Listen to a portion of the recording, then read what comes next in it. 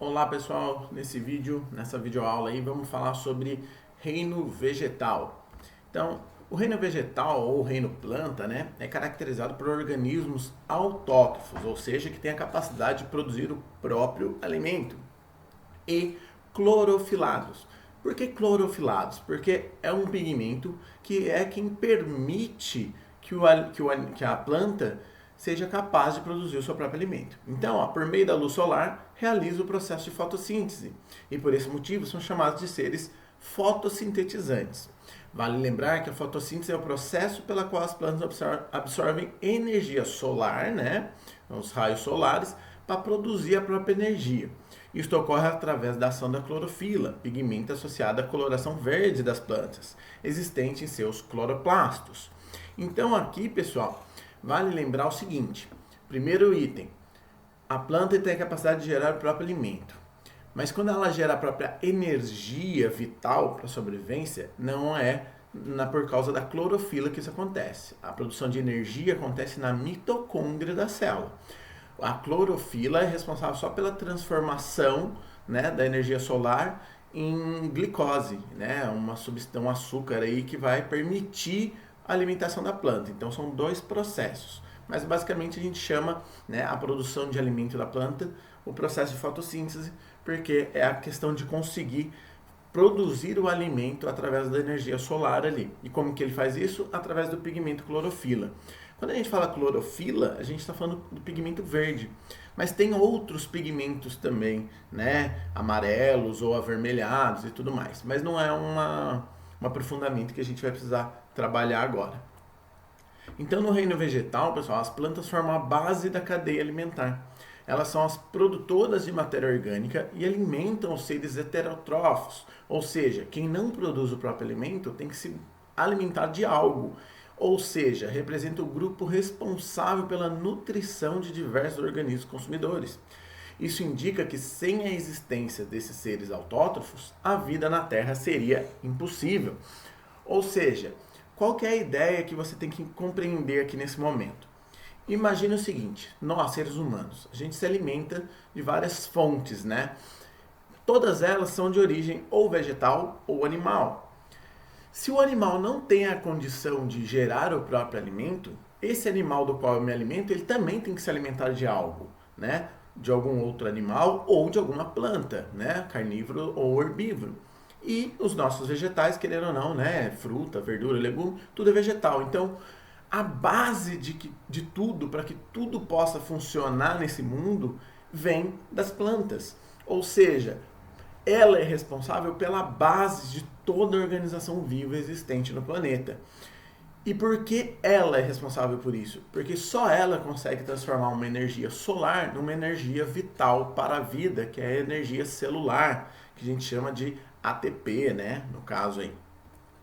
Então, olha só, características gerais do reino vegetal. São sempre eucariontes, ou seja, possuem um núcleo organizado no interior da célula, né? Está representado pelo itemzinho roxo aqui na imagem. A gente tem o nucleolo, que é a parte central onde está o DNA, e a carioteca, que é a membrana que envolve esse núcleo. São seres autótrofos, ou seja, produzem o próprio alimento pela presença de cloroplasto, né? Que são essas organelinhas verdes aqui dentro, são elas também que dão a cor à planta, né?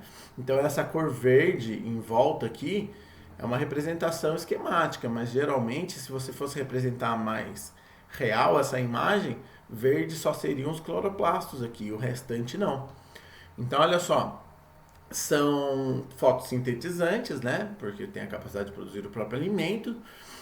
Pluricelulares, ou seja, não existem plantas de uma única célula, são sempre compostos com várias células. E as células são formadas por vacúolos, cloroplastos e celulose.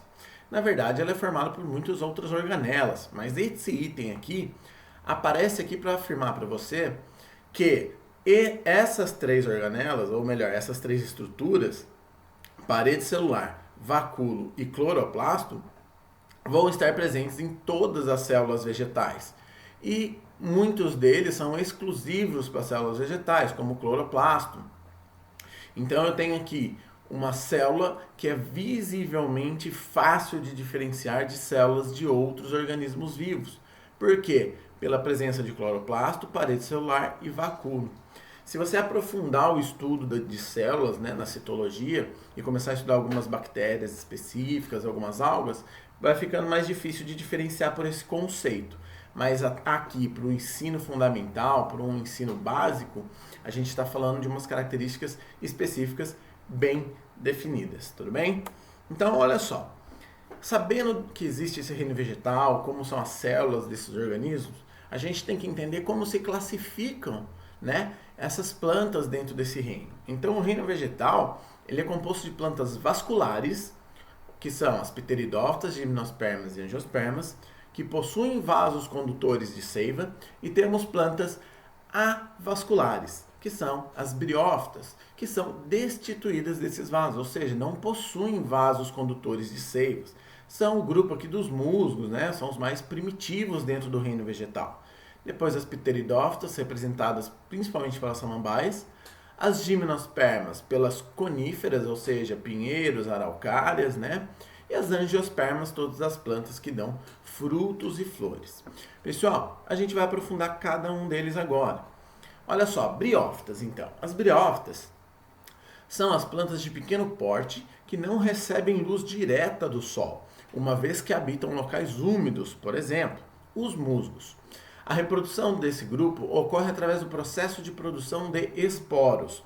Isso aí é importante, essa característica, a gente vai falar sobre isso.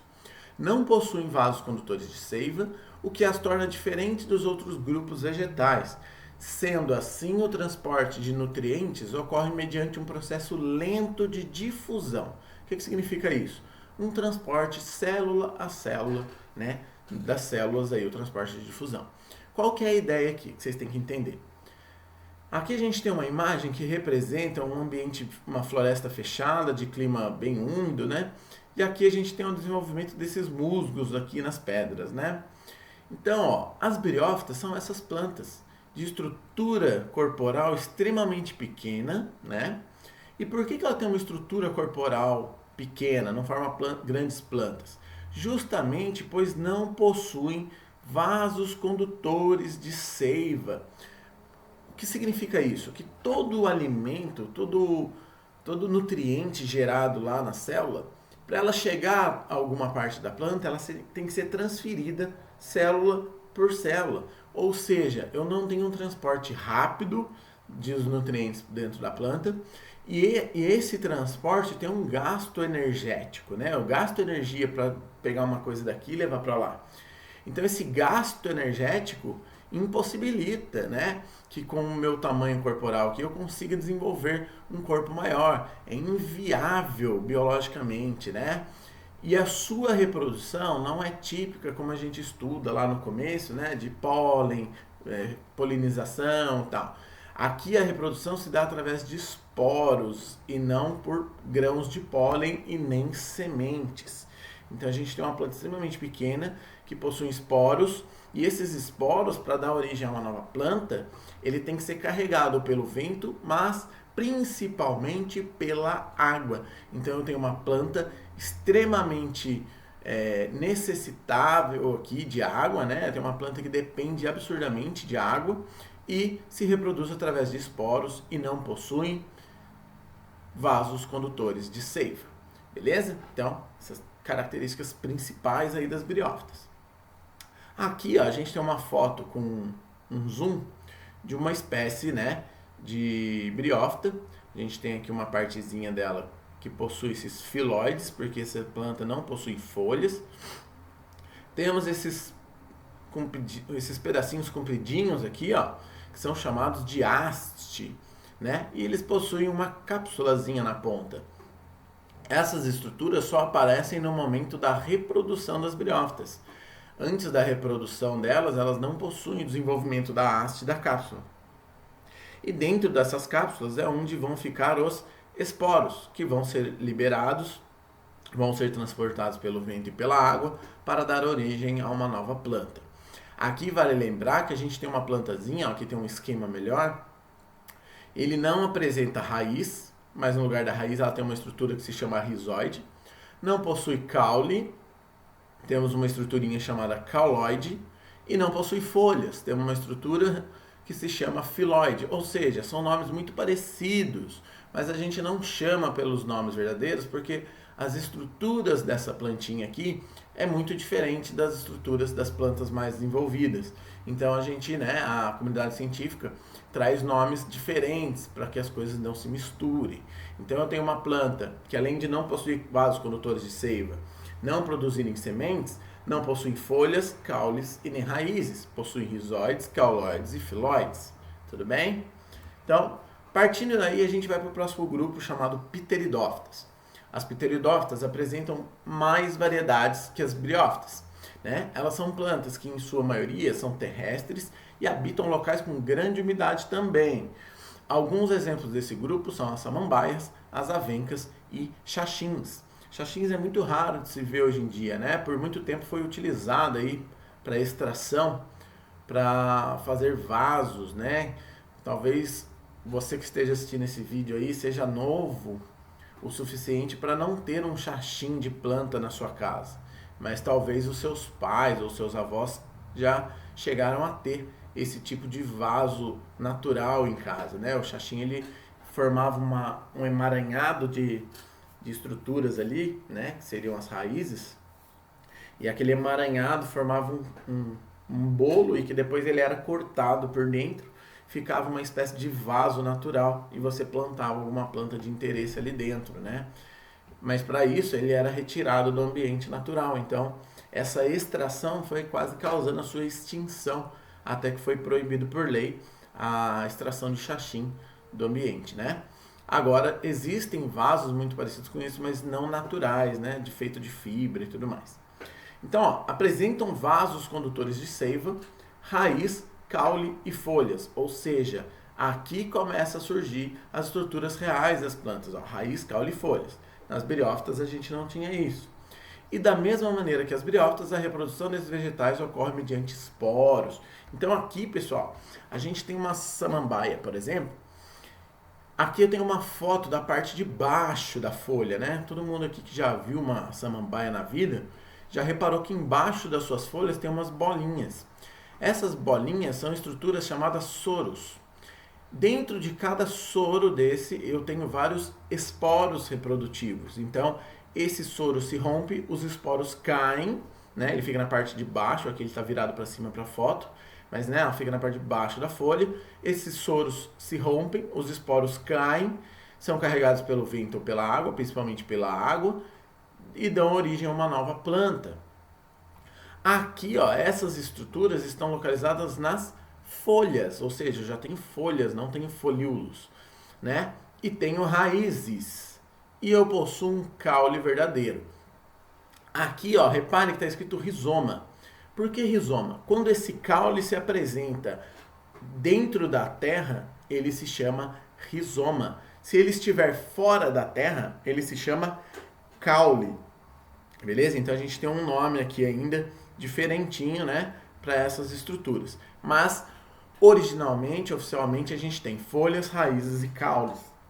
Repare que nós não falamos ainda em sementes, nem flores e nem frutos. Ou seja, briófitas não possuem nem essas estruturas verdadeiras e não possuem vasos condutores. Aqui eu tenho plantas que possuem já estruturas verdadeiras, como folha, caule e raiz, E possuo vasos condutores. Se eu possuo vasos condutores, e agora há pouco eu falei que as briófitas não possuem, por isso fazem a transferência de nutrientes célula a célula, se eu tenho vaso condutor agora, significa que eu consigo transportar esse nutriente de forma mais eficiente dentro da planta. Se eu consigo fazer isso de forma mais eficiente, com um gasto menor de energia, isso me possibilita ter plantas de porte maior. Então eu já tenho aqui plantas como a samambaia, que são plantas extremamente maiores do que uma planta do tipo briófita.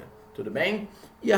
Mas a reprodução ainda é dependente da água, porque a forma de reprodução ainda é por meio de esporos. Aqui não tem animal, não tem inseto para transportar esses esporos ainda. Eles dependem do ambiente natural ali para isso. Beleza? Então a gente parte para o grupo das gimnospermas. Agora a gente começa a falar de plantas de grande porte, né? Estruturas corpóreas muito maiores. Então, ó, o grupo das gimnospermas é composto por uma grande variedade de árvores e arbustos de diversos portes. São plantas vasculares, ou seja, que possuem vasos condutores de seiva, que possuem raiz, caule, folhas e sementes. Alguns exemplos de gimnospermas são as sequoias, pinheiros e araucárias. A reprodução das gimnospermas é sexuada. A fecundação ocorre nos órgãos femininos pelo pólen, que é produzido pelos órgãos masculinos e transportado com auxílio da natureza através de vento, chuva, insetos e pássaros. O que difere das angiospermas, que é um próximo grupo que vamos ver, são principalmente suas sementes, visto que apresentam as chamadas sementes nuas, ou seja, não envolvidas pelo ovário. Pessoal, aqui a grande diferença para os grupos anteriores, né, de briófitas e pteridófitas, as gimnospermas possuem grande porte e não fazem mais a reprodução por esporos. Agora ela já possui semente. E essa semente é chamada de semente nua. Por quê? Porque não tem fruto em volta da semente, igual a gente está acostumado a ver semente de laranja, de maçã ou algo do tipo. Então aqui a gente está falando das plantas que têm sementes nuas, mas já tem sementes. Ou seja, a primeira característica que difere as gimnospermas das anteriores é a forma de reprodução. Eu não dependo mais da água. E numa escala evolutiva, eu posso dizer que eu tenho plantas que pararam de depender obrigatoriamente da água para se reproduzir e passaram a dominar o ambiente terrestre sem a necessidade de água. É óbvio que essa planta precisa de água para, né, absorção das raízes e fazer todo o seu metabolismo. Mas para a reprodução eu não tenho mais a necessidade da água como um meio de transporte dos gametas. Aqui eu já produzo sementes que são atraídas por, né, como está falando aqui, ó, insetos e pássaros. É lógico que a chuva e o vento podem fazer o transporte também, mas ela não depende mais disso aqui. Repare que aqui ele traz que ela apresenta raiz, caule, folha e sementes, não falou de flores. Existe aqui controvérsias entre grupos científicos que dizem que as gimnospermas não possuem flores.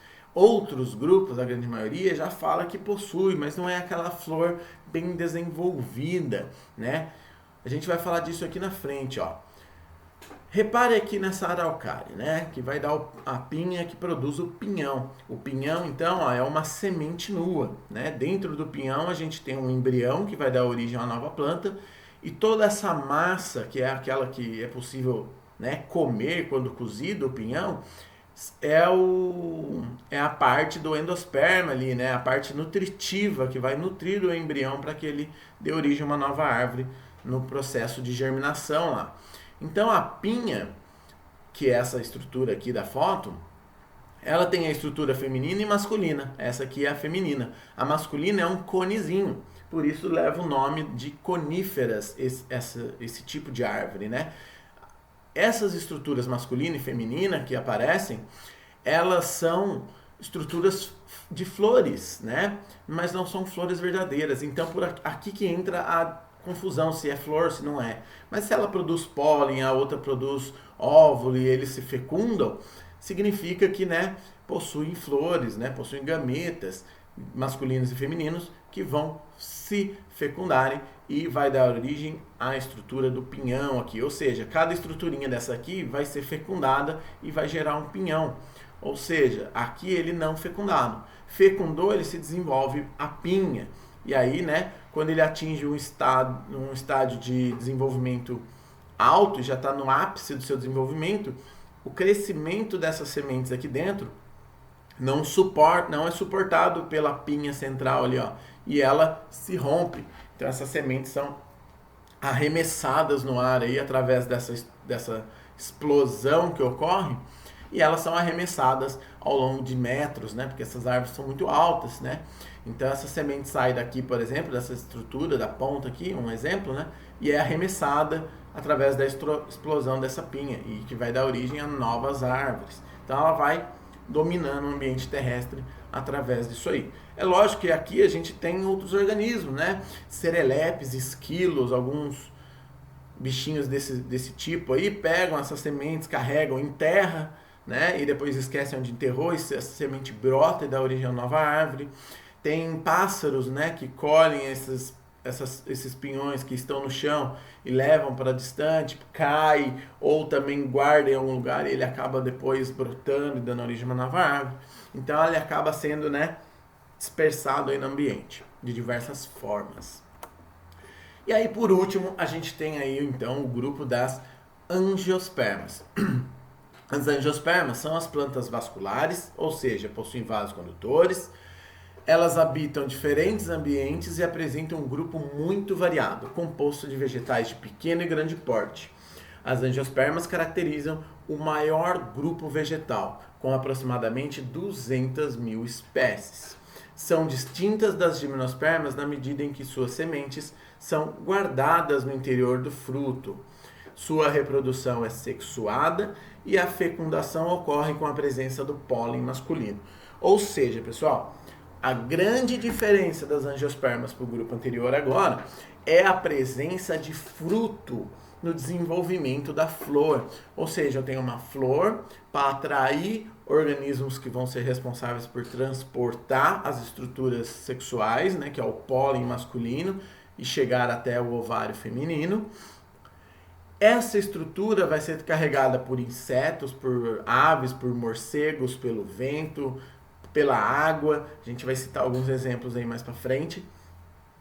E quando essa flor é fecundada, esse ovário é fecundado, essa estrutura que é uma flor, ela vai perder parte da sua estrutura e dar origem a um fruto, né? Um fruto verdadeiro ou não em volta desse ovário com a semente. Então essa é a grande diferença.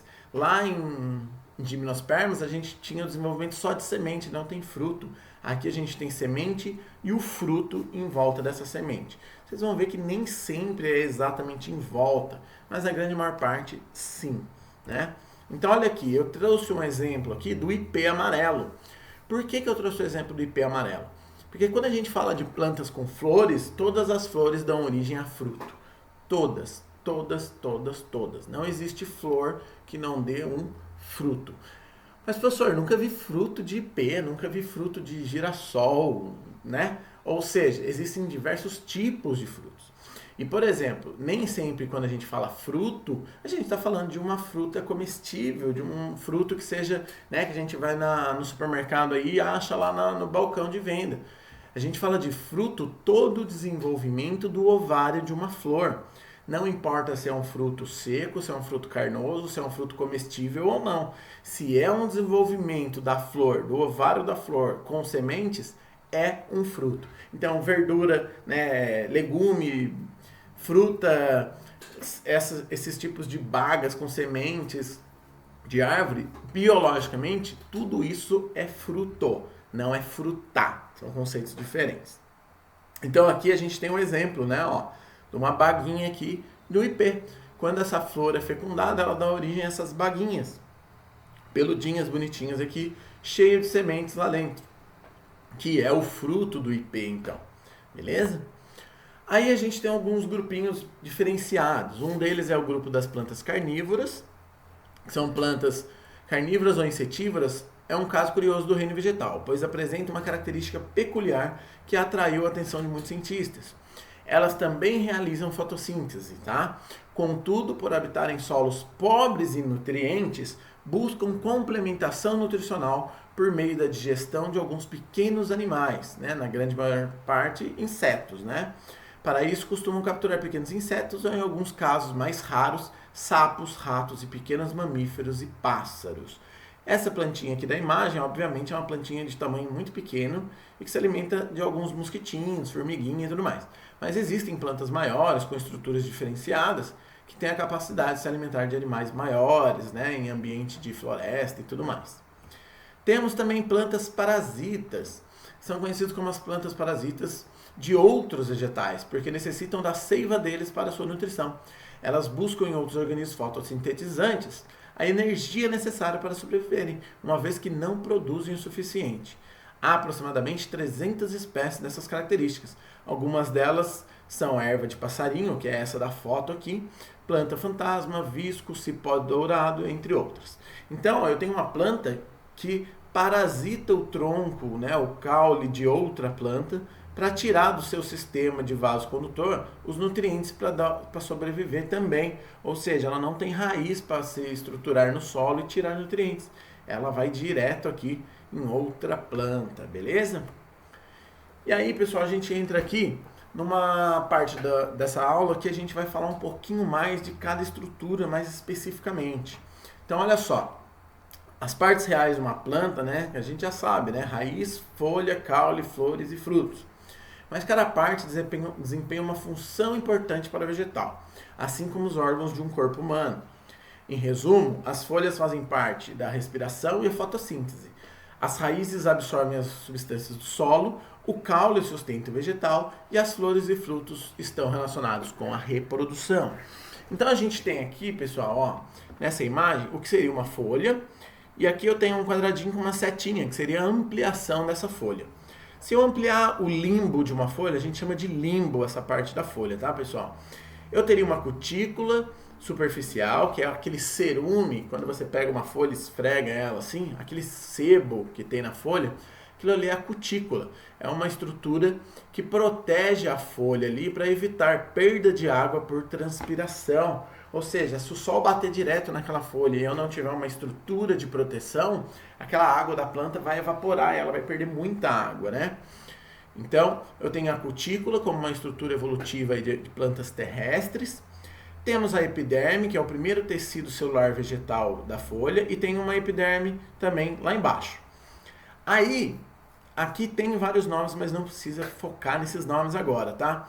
Mas eu tenho uma estrutura do meio dessa folha, tudo que está no meio dessa folha, eu chamo de parênquima. Só que esse parênquima pode ser dividido em dois. O parênquima palissádico, que são células mais, né, verticais e mais compridinhas, e eu tenho o parênquima lacunoso, que é o parênquima cheio de estruturas que vão permitir a existência de lacunas dentro aqui, ó, entre os espaços entre as células. Por isso que ele chama lacunoso, porque sobra várias lacunas aqui dentro. E é nesse tecido que eu tenho xilema e floema. O que significa xilema e floema? Floema é de onde a minha folha vai fazer a fotossíntese e as substâncias da folha, resultado da fotossíntese, vão ser transportadas pelo floema para o restante da planta. O xilema é de onde vai trazer a água e os sais minerais lá da raiz e distribuir para as flores, pelas folhas, desculpa. Ou seja, o xilema vai trazer da raiz a substância e o floema vai levar das folhas as substâncias para o restante da planta, né? Aí eu tenho uma estrutura chamada nervura aqui, que não é muito importante agora. E aqui em azul eu tenho uma estruturinha aqui embaixo, ó, talvez eu estou aqui no canto da tela, mas deve estar dando para ler aí, estômatos. Os estômatos são estruturas, pessoal, muito importantes presentes nas folhas. Elas estão tanto na parte superficial quanto inferior aqui. Porém, na grande maior parte, elas estão nas partes inferiores.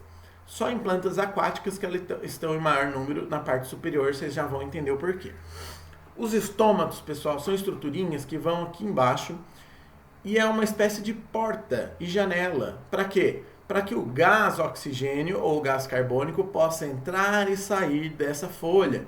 Porque a gente sabe que a fotossíntese é a ação do sol mais o gás carbônico que vai gerar a glicose para a planta e vai liberar gás oxigênio, né? Que a gente fala, o oxigênio para a gente respirar. Ou seja, mas por onde entra e sai esses gases? Exatamente por aqui, pelos estomatos. Não são estômagos, são estomatos.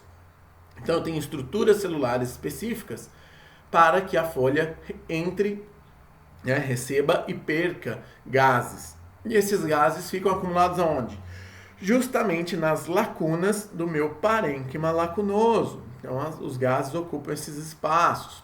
E esse parênquima nem preciso falar para vocês, mas ele é rico em clorofila. Para quê? Para fazer a fotossíntese, né? Por isso que as folhas têm essas estruturas mais largas, para eu ter maior área de contato com a luz solar e produzir energia. Eu falei para vocês que faria mais sentido porque dos estômatos estarem em maior quantidade na parte superior da planta. Por quê? Na planta aquática, a água está na parte inferior. Então é muito mais fácil fazer as trocas gasosas na parte superficial do que na parte inferior aqui, né? Então, essa é a estrutura básica aí de uma folha. Então, olha só, cada parte da planta possui um papel para que a planta se alimente, respire, cresça e se reproduza. No entanto, vale ressaltar que essas partes não estão presentes em todas as plantas. Por exemplo, os musgos e as samambaias, né, as briófitas e as pteridófitas, não têm flores, nem frutos, e se reproduzem através de esporos, como a gente já falou. Já as folhas do cacto, por exemplo, se modificam durante o processo evolutivo, dando lugar aos espinhos. A gente vai falar um pouquinho disso mais para frente também. Apesar dessas diferenças entre os integrantes do reino vegetal, é importante conhecer cada parte da planta e as suas funções. Então vamos falar agora especificamente das folhas. A folha é uma parte da planta, então, responsável por realizar a fotossíntese. A principal função da folha é essa, pessoal. Processo através da qual a planta produz o seu próprio alimento. A gente já falou disso, a glicose. Nas células das folhas há muita estrutura chamada cloroplasto, que contém a clorofila, pigmento que dá cor verde à planta. A clorofila também absorve a luz do sol para que a fotossíntese aconteça. Nas folhas também acontece a respiração e a transpiração. Esses dois processos são possíveis porque na superfície da folha existem estruturas chamadas estômatos, como a gente já falou, que se abrem e fecham, permitindo a entrada e saída de gases e água da planta. Quando aquele estômato abre, pessoal, além dos gases entrar e sair, vapor de água também pode entrar e sair. Então a água pode ser perdida, né? Pode sair da planta através dos estômatos também. As folhas podem ser classificadas de acordo com a disposição do limbo, ou seja, a posição como ela é montada, que é a parte mais conhecida da folha. Assim, ela pode ser simples ou composta, como os trevos e as folhas de palmeiras. Então, aqui eu tenho um exemplo. Aqui a gente falou, né? Eu até apaguei aqui umas partes, mas a gente já falou disso. Aqui não tem a folha, não sei porque não está aparecendo aqui para mim. Eu acho que pulou o slide aqui, mas as folhas simples, pessoal, elas são, né, feitas de apenas um limbo. Então tem uma estruturinha e já tem uma folha só. Então tem o caule e sai uma única folha. É uma folha simples. Quando do caule sai uma estrutura e tem várias folhinhas, então tem uma folha composta. Beleza? E agora, né, então, as raízes. As raízes ajudam a planta, né, a se fixar no solo e são responsáveis pela absorção de nutrientes, né, de substâncias essenciais, água e sais minerais. O restante é produzido pela folha, né? Além disso, elas conduzem as substâncias que atuam também como reserva. Existem diferentes tipos de raízes, mas de modo geral, há uma raiz primária central e as ramificações dela. Como exemplo, então, a gente pode citar o milho, o feijão e o café, que apresentam raízes subterrâneas, típicas, né, daquelas que a gente está bem acostumado. A mandioca, a cenoura e a beterraba possuem raízes tuberosas. O cipó de uma raiz sugadora, por exemplo, a figueira, e que possui raiz do tipo escora. Além dessas, ainda existem as raízes aquáticas. Olha aqui o exemplo, pessoal. A gente tem aqui a mandioca, né? Para quem nunca viu aí, isso aqui é um pé de mandioca. E a mandioca fica no solo, né? Parte do caule da mandioca é um rizoma. Se você olhar com atenção aqui, ó, isso aqui não é uma mandioca, é um rizoma. Parte do caule ainda. Desse caule, né, aqui tem outro, ó, vai dar origem à raiz, que é a mandioca. Então a mandioca nada mais é do que uma raiz, né? Uma raiz mais espessa, mais desenvolvida, com uma reserva aqui de nutrientes e de água. Por isso que a gente corta e come isso aqui, né? Porque é uma bela reserva e tem um saborzinho um tanto quanto gostoso também, né? Aqui a gente tem um exemplo de planta aquática. Eu esqueci o nome dessa planta agora. É uma planta típica de aquário, lagos pequenos, e ela se reproduz de forma extremamente rápida, extremamente rápida. É uma planta de pouca necessidade nutritiva, e essas estruturinhas aqui são as suas raízes. Para quem tem aquário aí, essa plantinha é muito legal de se ter no aquário, porque os peixinhos gostam de ficar aqui no vão e se esconder nessas raízes aqui. Aqui a gente tem uma raiz de uma figueira que mostra, né, essas raízes tabulares que a gente chama, forma essas réguas, essas pranchas. é uma espécie de raiz de âncora. Ela serve para estruturar plantas, árvores que normalmente são extremamente grandes, beleza? Aí a gente entra em caules. O caule sustenta a planta e faz o transporte das substâncias através da planta. A água e os sais minerais que são levados através de vasos existentes dentro do caule, das raízes até as folhas, e os açúcares produzidos na fotossíntese das folhas para o restante das plantas, né? É no caule que são produzidos os hormônios vegetais, auxiliando no crescimento e desenvolvimento da planta. Pessoal, aqui ó, quais são então os vasos condutores? Xilema e floema, a gente já falou lá. Esses vasos transportam tudo através do caule. E nas células do caule, a grande maioria é onde forma ali os hormônios vegetais, os hormônios responsáveis por dizer para a planta quando ela tem que crescer, quando ela tem que parar de crescer, para que lado ela tem que crescer ou não. O estudo dos hormônios vegetais ele é mais aprofundado aí no ensino médio, beleza? Geralmente os caules são aéreos e verticais, ou seja, típico de plantas que a gente está acostumado a ver, né? Como no caso do tomateiro ou dos troncos de árvores. Existem ainda os vegetais que possuem caules que crescem junto ao solo e outros que são subterrâneos, como é o caso da bananeira e do gengibre. Então olha aqui o exemplo, ó, o gengibre. O gengibre é o caule, né? O próprio gengibre que a gente consome é o caule. Aí a gente tem as folhas, né, em estruturas bem desenvolvidas, e do gengibre saem as raízes. Então o gengibre é o caulezinho, é um caule subterrâneo. Então a gente chama ele de rizoma. Lá no começo a gente falou, né? Caules subterrâneos são chamados de rizoma. É o caso da bananeira também. A bananeira em si, aquela parte que a gente imagina ser um caule, nada mais é do que um conjunto de folhas ainda, né? É o pecíolo das folhas que vai dar origem às folhas externas. O caule da bananeira em si, ele está debaixo do solo, que é o rizoma.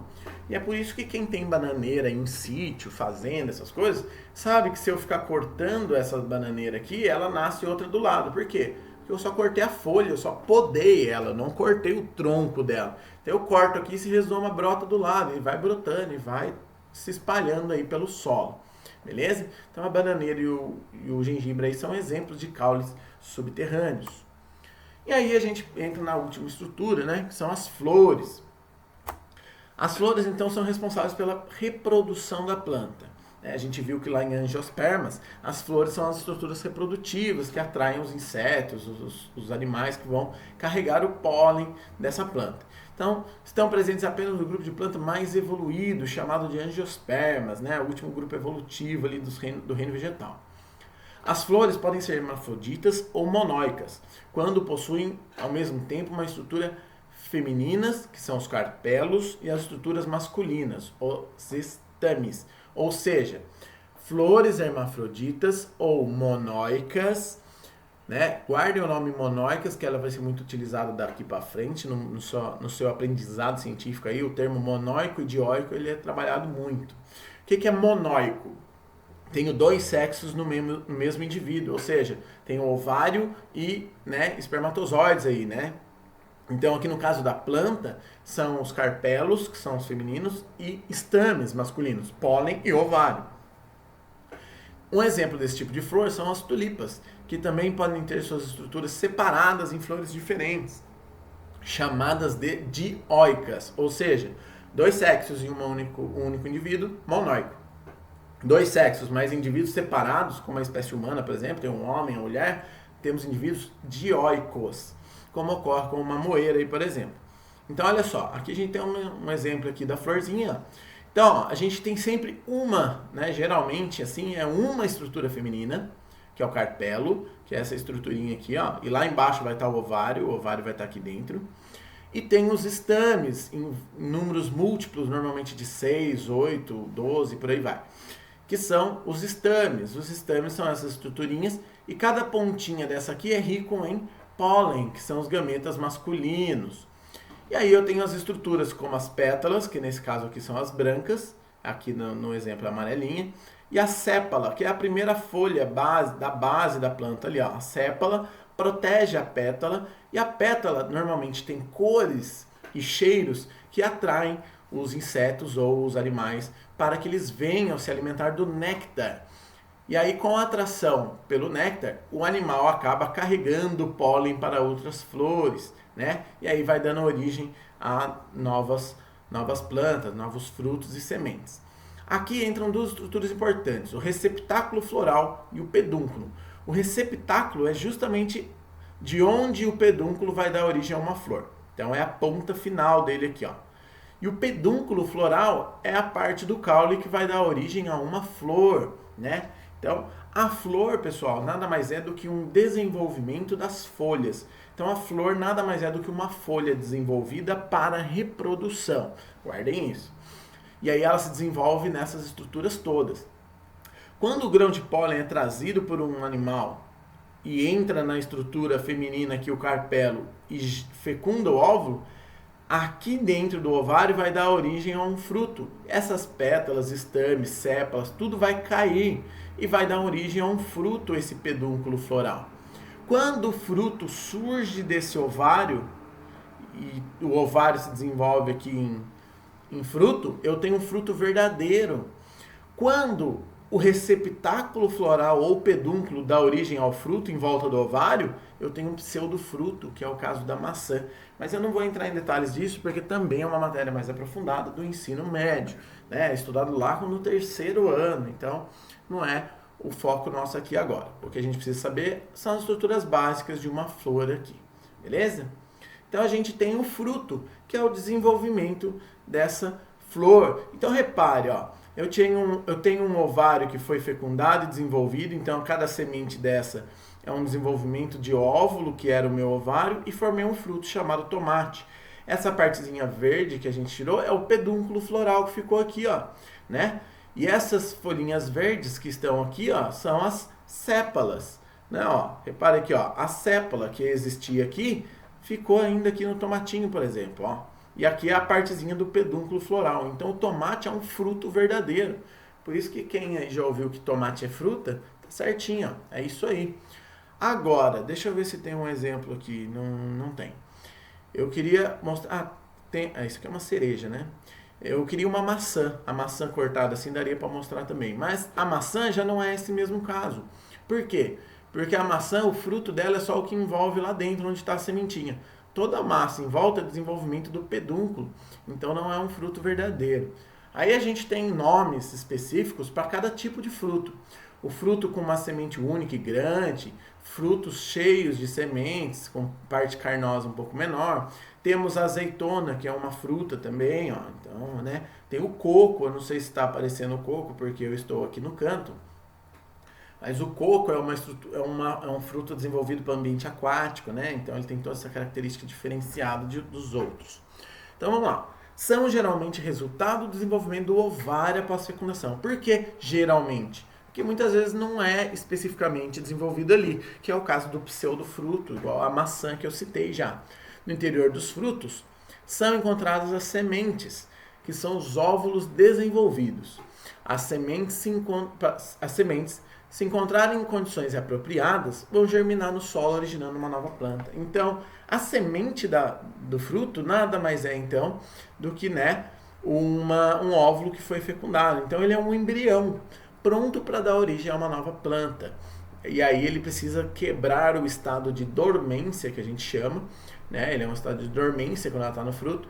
Quando ela atinge um estágio de umidade ideal, temperatura ideal, para quebrar esse processo de dormência, ela vai brotar e dar origem a uma nova árvore ali, uma nova planta, né? Aqui vale perceber, só por causa da imagem que eu lembrei, o morango, né? Cada pontinho desse do morango lá de fora do fruto são as sementes, tá? Então ela não fica lá no interior do fruto, e sim no exterior, envolto pela parte carnosa do fruto. Aqui, pessoal, percebi, ó, que as folhas entraram aqui. Eu não sei porque o slide ficou dividido, passou despercebido. Então, a parte da folha que a gente estava falando lá no começo está aqui, ó. O que eu ia falar eram as estruturas da folha quando a gente estava falando lá. Então, olha aqui. 4 partes específicas uma folha tem. O limbo, o pecíolo, a estípula e a bainha. Isso quer dizer que, embora existam 4 partes, nem todas as folhas apresentam a mesma estrutura. Então, uma folha simples, básica, ela apresenta isso aí, ó. Limbo, que é a parte superficial da folha em si. Temos o pecíolo, que é a parte estreita, que fica localizada entre o limbo e o caule. Ou seja, quem vai carregar é o tronquinho da folha, né? Vamos dizer assim. A estípula é uma pequena parte que protege o pecíolo, na base do pecíolo, e a bainha, que é a parte inferior da folha e protege a estípula. Então, olha só, se eu pegar uma roseira, por exemplo, eu tenho aqui, ó, nitidamente a presença da bainha, que é de onde vai brotar o pecíolo. Tenho estípulas para proteger esse pecíolo. Proteger como? Proteger do vento, proteger de insetos, né? Muitas das vezes essas estípulas são mais rígidas, pontudinhas. Tem o pecíolo em si, que possui a folha, e aqui eu tenho o limbo da folha. E os risquinhos aqui que dividem esse limbo são as nervuras, beleza? Então eu tenho tipos de folhas diferentes. Eu tenho folhas simples e folhas, né, compostas. Olha só, além das folhas completas, aquelas que apresentam limbo, pecíolo e bainha, ou seja, tem todas as estruturas, eu tenho as folhas incompletas, que não apresentam alguma dessas partes. Existem várias, pessoal. Basicamente, elas podem ser simples ou compostas. Então, folhas simples são folhas que têm apenas um limbo. São as mais comuns. As folhas compostas são folhas cujo limbo é dividido. E dessa divisão surgem os folíolos. Então, olha esse exemplo aqui, ó. Folha simples. Uma folha simples apresenta uma lâmina única, sem subdivisões. Algumas folhas simples são profundamente lobadas. Então, lobada que ele fala é essa dobra aqui, ó. Então, ela pode até ter uma dobra, mas isso é uma única folha. E eu tenho um único pecíolo e uma gema axilar aqui, que é de onde brotou essa folha. Agora, olha uma folha composta aqui, ó. Aqui ele traz pinnada e bipinnada, mas não precisa se atentar a esse termo agora. Uma folha composta, a lâmina é dividida em múltiplos folíolos, ou seja, o limbo é dividido em vários. Então, ó, eu continuo tendo apenas um pecíolo, né? Mas agora eu tenho várias folhinhas desse pecíolo. Então, eu tenho uma única folha, essa estrutura é folha, e cada carinha desse aqui é um folíolo, né? Então, eu não chamo de folha cada um deles, eu chamo de folíolo cada um, porque como está em um único pecíolo, essa estrutura inteira é uma única folha. E aqui eu tenho o caso da bipinnada. O que é pinnada e bipinnada? Na pinnada, eu tenho um pecíolo. Na bipinnada, eu divido esse pecíolo em dois, ou seja, eu tenho um pecíolo e esse pecíolo se divide em outro pecíolo menorzinho, onde vai estar vários folíolos, um conjunto de folíolos. Então, além de eu ter uma divisão, eu tenho duas aqui, ó. E aqui eu tenho uma folha composta bipinnada. O que você precisa entender aqui é apenas que isso são folhas compostas e isso é uma folha simples, tá? Não precisa ficar guardando esses termos específicos, não. E aqui eu trouxe uma imagem só para representar do cacto que a gente falou lá atrás. O cacto eu tenho caule e cada espinho desse aqui são folhas. São folhas desenvolvidas para se tornarem espinhos. Mas não é um espinho verdadeiro como o da roseira. Isso aqui é uma folha que ela não desenvolve por completo, ela fica enrolada e com uma estrutura bem seca, porque ela não tem a função de fotossíntese aqui, ela tem uma função de defesa. Então ela fica uma folha toda enrolada ainda, bem fechada e compacta e seca, então fica dura. Então eu tenho uma folha que não tem função mais de fotossíntese, mas sim uma folha que tem função de defesa. Então os espinhos do cacto, na verdade, são folhas e não espinhos verdadeiros. Beleza? Então, olha só. A folha tem a função de produzir alimento das plantas, ou seja, fotossíntese, bem como liberar oxigênio, que acontece através do processo de transpiração e respiração. Ou seja, a função para a gente aí, né? Não para a planta em si. Além disso, a função das folhas é de produzir alimento para muitos animais e até mesmo habitação de outros, né? Principalmente de insetos ou ninhos de pássaros, né? Mas também a utilidade das folhas não para por aí. As folhas são utilizadas também na farmacologia, ou seja, para produzir medicamentos, e na cosmética, né? Produzir cremes e tudo mais. E ainda tem aqui um caso muito legal de se falar, que eu até não lembrei no momento que eu produzi o slide, mas que vale lembrar aqui as folhas que são folhas grossas, né? As folhas suculentas, que a gente chama de uma folha que tem grandes reservas de água. Essas plantas são típicas de ambiente seco, né? Chove pouco, então as plantas têm essa estrutura para não perder água. E ao mesmo tempo elas são utilizadas para a alimentação dos animais nessas regiões. Por exemplo, no Nordeste a gente tem a palma, que é uma planta de folha larga, bem grossa, e que tem bastante água, então ela serve como alimento de animais da região. Beleza? E aqui, pessoal, já que a gente falou de estruturas, folha, flor, raiz, fruto, tudo, vamos falar um pouquinho das estruturas das briófitas, porque elas não possuem essas estruturas verdadeiras, lembra? Ela possui cauloide, filóide e rizoide. Mas a função aqui é muito parecida, olha só.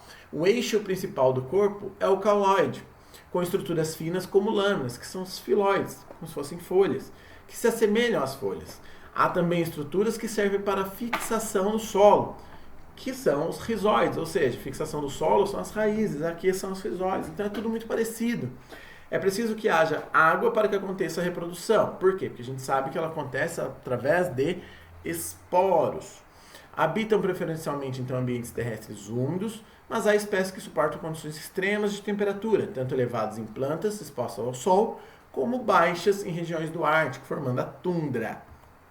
Então aqui a gente tem mais uma representação, né, do que é uma briófita. Naquele momento lá no começo da aula eu falei sobre cada uma dessas daqui. E aqui, ó, eu tenho uma basezinha aqui que separa essa planta. Lembra que eu falei que essa parte de cima só se desenvolve no momento da reprodução? Então, essa estrutura recebe o nome de esporófito, essa estrutura toda. E o gametófito é o indivíduo adulto antes do período de reprodução. Então, eu tenho duas partes distintas das briófitas. Beleza, pessoal? Então, esse vídeo foi o vídeo aí do reino vegetal. Espero que tenham curtido, aproveitado, que tenham, né, conseguido tirar o máximo de informação desse vídeo. Fico à disposição de vocês e até a próxima. Fui!